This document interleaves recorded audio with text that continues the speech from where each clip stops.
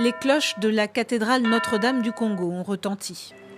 Une émotion à la hauteur de l'un des personnages les plus importants de l'histoire congolaise contemporaine.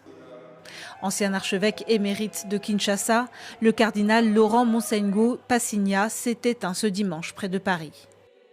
Je suis parmi les gens qui sont choqués par cette disparition. Le cardinal, il a fait beaucoup pour l'église du Congo, pour l'église catholique et romaine et pour ma vie privée. Quand ça n'allait pas, vraiment il prenait position et il cherchait même à corriger la position des politiciens de notre pays.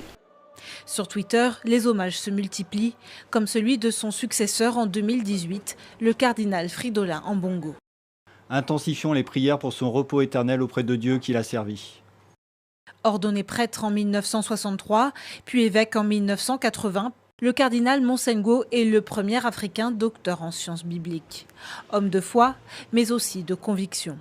Considéré comme l'architecte de la démocratisation, lorsqu'il prend la présidence de la Conférence nationale souveraine en 1991, il ne nomme pas ses cibles, mais ne les rate jamais.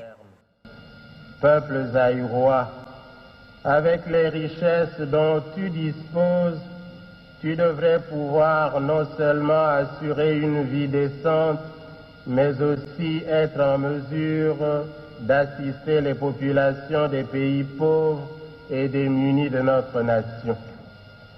Mais comment se fait-il que son aide n'ait profité en grande partie